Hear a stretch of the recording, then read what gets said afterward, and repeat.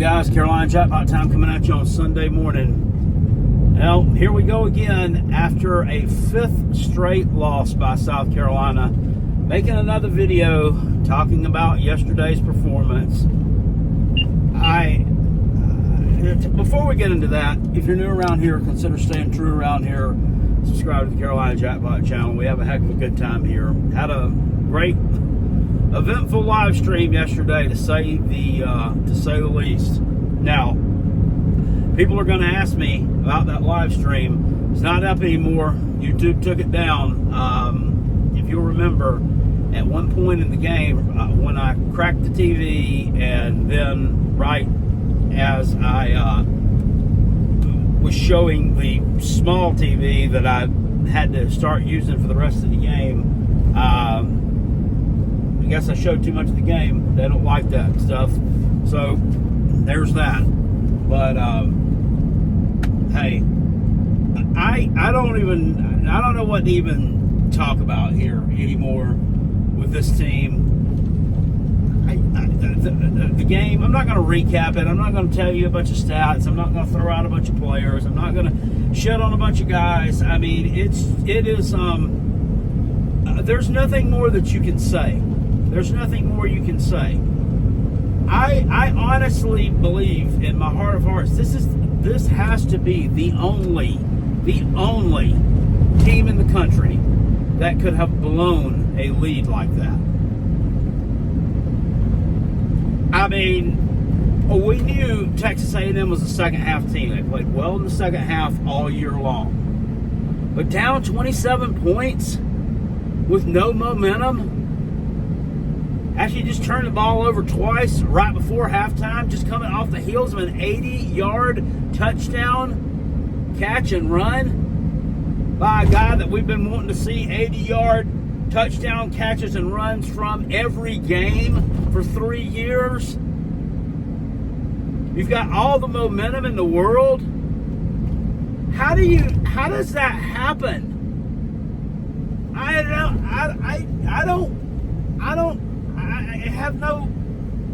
know. I don't know what you can do here at this point. What do you do?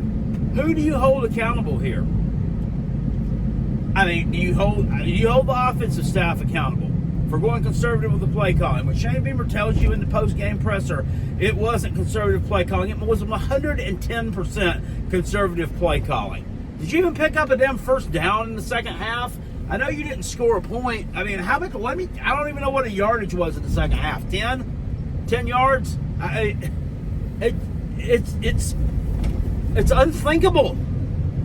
It's unthinkable that you could be this good in the first half and that shitty in the second half.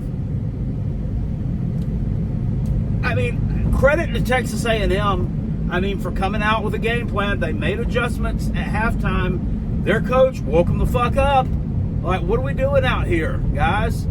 Are we going to ruin our dreams here? Is this where it's going to end? Here at home, get blown out by this shitty team? No. Then they answered. They did. They answered 110%. Do you blame the offensive staff? Do you blame Clayton White and the defense? I mean, they didn't play a great game in the second half. Zero pressure on Marcel Reed in the second half. Zero. None. Defensive backs, total breakdown in the second half, except for, I think, one interception that you picked off. Other than that, just an abysmal performance. So he deserves some blame there too, with that defensive staff. But where's the ultimate blame lie? And it's the same thing that I've been talking about. I've been preaching it on here for 3 years. The first two of it, nobody wanted to hear it. In 2023, everybody wanted to talk about the injuries. That's why we lose it. It's the injuries. Now, last year, when we didn't perform well, it was never on the head coach. It was never on him. It was always something else. And I don't like to have to tell you that I told you so, especially when it's something so negative connotated with my team. Connotated, is that even a word? Connotation is, I think I just made up a verb. I got out of imagination like that. Just what you've got to do it. You got to fire him. You've got to let him go. In the first, in his press conference, like 1 minute into his presser, if y'all see that, you see somebody come and tell him something, and he call him off to the side, and he comes back, and he looks like a ghost. I was hoping that was Jeremiah Donati over there telling him, hey, we're going to cut your ass when we get back to Columbia, just so you know. Hey, it turns out it wasn't. I think that was them telling him that they took Nick Harper to the hospital, which is great. I mean, it's just, that's par for the course. Hopefully he's going to be all right there. But I mean, I doubt you'll see him anymore after 2 more games. I doubt you'll see a lot of these guys anymore after 2 more games, to be honest with you. But they've got to fire him. They have got to make a change here. This is, I know of, like the 3rd time that you've done this. You did it, a lot of people forget about it. You did it in 2022 in the bowl game against Notre Dame. You had a big lead. You blew it. You had a big lead at UGA in 2023, 14-3 at half. You blew that one. I don't give a shit. I don't care. It's Sanford Stadium. It's Kirby. You're not beating him if you're up 14-3. You should have won the damn game. You had the better damn quarterback, and you were playing better. You should have won that game too. And you should have won that game yesterday. What the fuck? I can't with it anymore, guys. I can't. I'm sorry, I don't really have any real good commentary for you, and I don't have any answers. I am so tired of this. It's not just Shane Beamer either. It's a South Carolina problem. They have had a problem for years and years of just absolutely having these gut-wrenching breakdown performances for no particular reason at all, dating back 40 years that I've watched them. They've had collapses before. Never to this degree. Never to this degree, because usually they weren't in a position to be up on a team by this much. I mean, but every team has had somebody come back on them and beat them. But it seems like this happens with regularity here. It doesn't even seem like it's just with football. It's other sports too. They call it the chicken curse. I'm telling you, it is a real thing. It is a real thing. This shit does not happen to other programs like this. It just don't happen. You had a golden opportunity yesterday. Those kids played their ass off in the first half, and I know I'm not going to put it all on them having a great performance here and some great game plan that you drew up in the first half.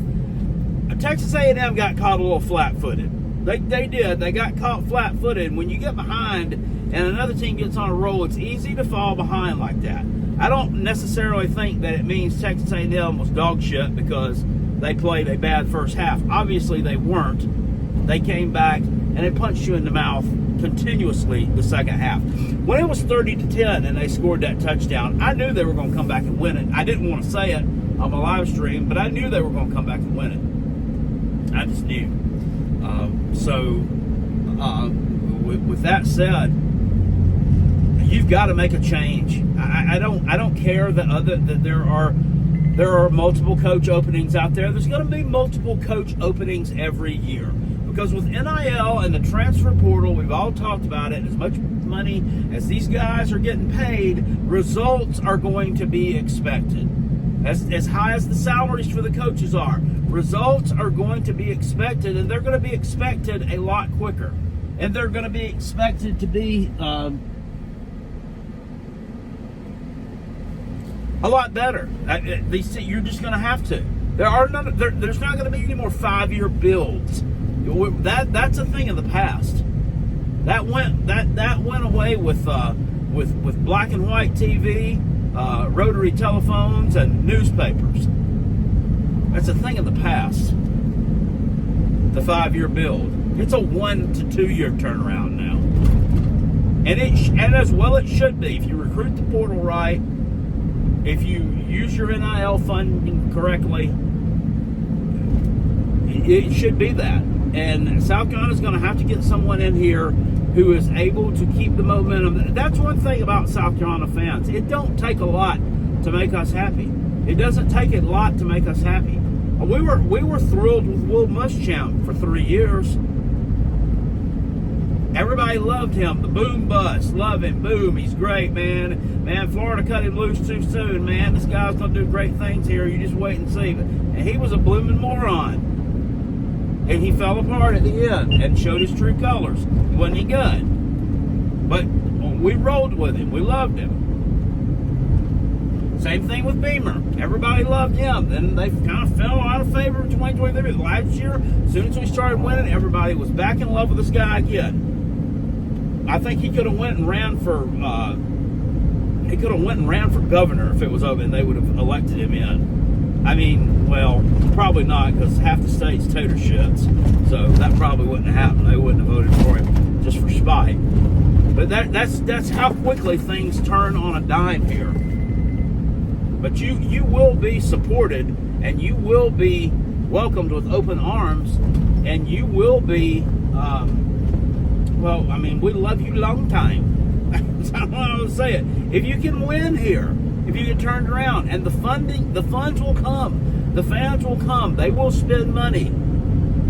We will continue to donate as long as we get the right person here. But this experiment, it's done. I think yesterday showed that. He is awful. He is absolutely awful. It's awful.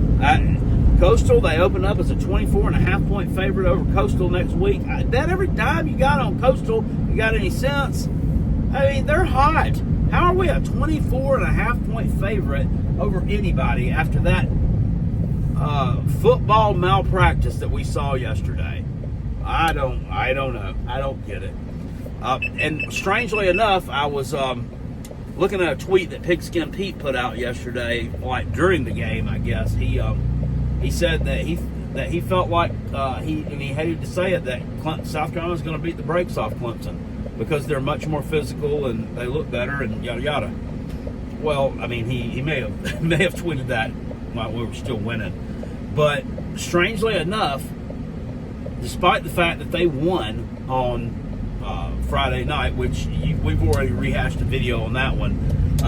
Louisville gave him that game. I mean, and I'm not just saying that because you're just a hater. You're just a hater, Carolina jackpot. You don't go give Clemson credit for anything. They won. Congratulations on taking a win that another team gave you. That was not a good performance by you. It's not a good performance by either team. Both teams are extremely sloppy, and to be playing that football that sloppy this late into the year shows problems.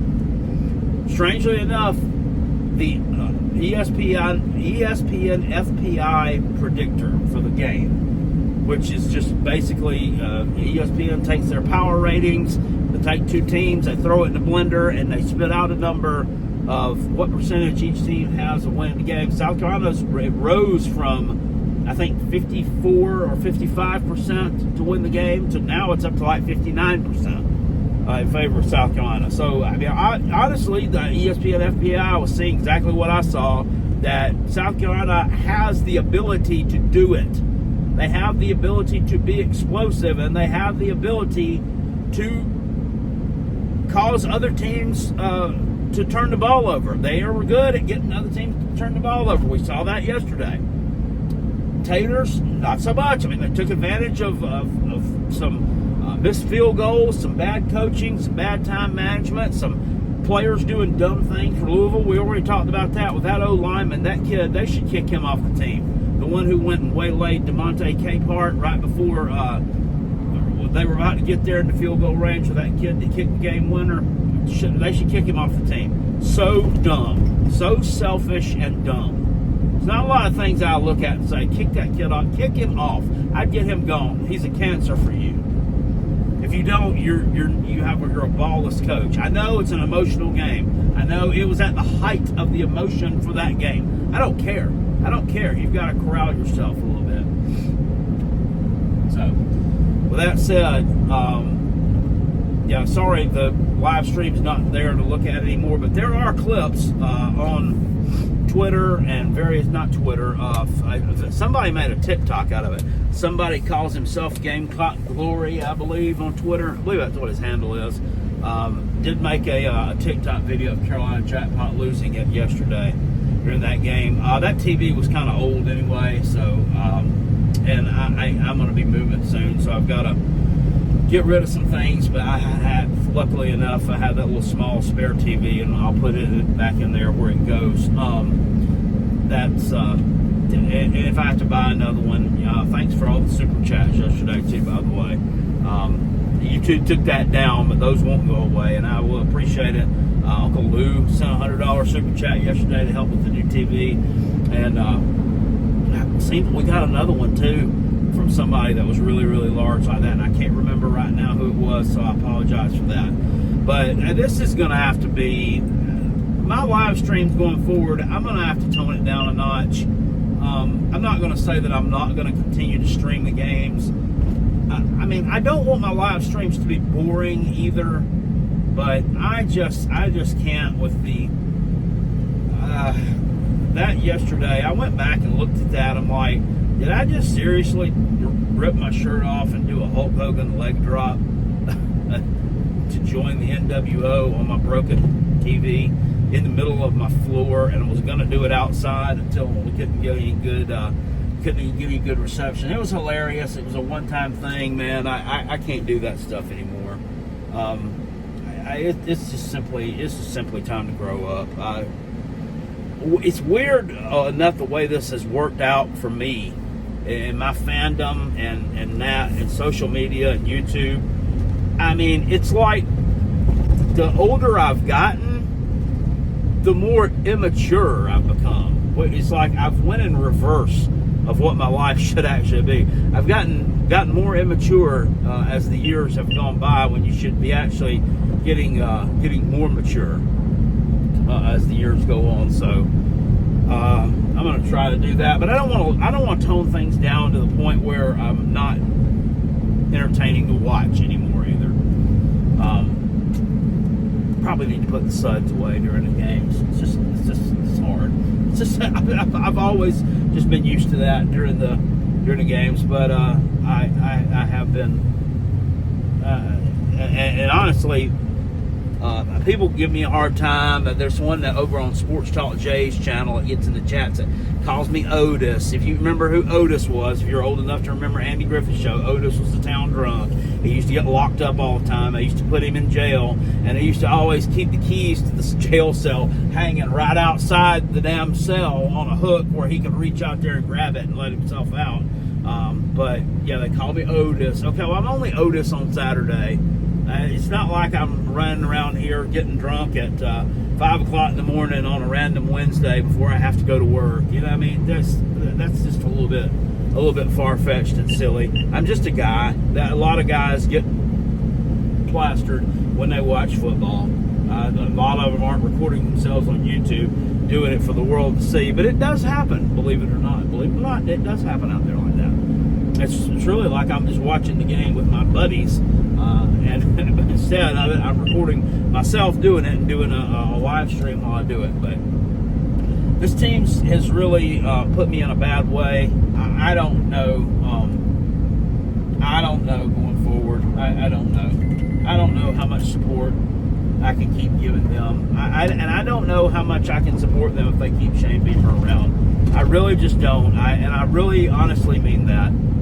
Next year, I mean, I had trips planned out. I wanted to go to Arkansas next year. They have a road game there, or Mississippi State. Either one. I mean, Arkansas is probably. I've been to Mississippi before. I mean, though Arkansas, never even been in the state of Arkansas. Believe it or not, I've flown over it, but I've never been in it for any reason. So I was kind of looking forward to that, but now, man, I don't know. I don't know if I'm going to be able to do that now. I don't know if I'm going to be able to spend any of my money on this team unless they make a change. They've got to make a change. They've got to make one now. You're putting this program just further and further behind the more you delay the inevitable. Okay? A new offensive coordinator is not going to fix it. A new defensive coordinator, if you had to go that route, is not going to fix it, even though I don't think they will. I think yesterday his team in the second half got bamboozled and swallowed up But the point is, too, with that defense, I mean, you can't quit. That team quit yesterday in the second half. I've never seen that before, and I mean, I hope it's just a one-time thing, but I have never seen South Carolina quit before. They quit yesterday. They quit. And that's extremely hard to stomach. But a new coach here, some new here, getting a new quarterback here out of the portal, getting some new O-line. It's not going to solve it. It's not going to solve it until you get to the root cause of the issues. And the root cause of the issue is the head coach. And guys, you have got to do something. You've got to do something. You simply do. Anyway, gang, that's about all I got to say about that. I'm almost home now. I've got to go mulch some leaves and clean up a little bit. But I'll be talking to you later. It's been a great weekend of college football. Make sure you watch tonight at 9 o'clock. Rob and Kell show will be live. I'm sure he's going to be on there spewing nonsense. And directing it towards South Carolina. He's already been putting stupid memes and everything else up on our Rob and Kell show Facebook page. You can go check those out if you want to. But here's the bottom line. His team would have never been in position to be up 33 on anybody. Much less a number 3 ranked team in the country. So I'm not trying to take any kind of moral victory lap there, but I am still trying to tell you, as always, Clemson still sucks, and that's about all I got to say about it. See you later, gang. Peace. I'm out of here. Still, go Gamecocks. Woo!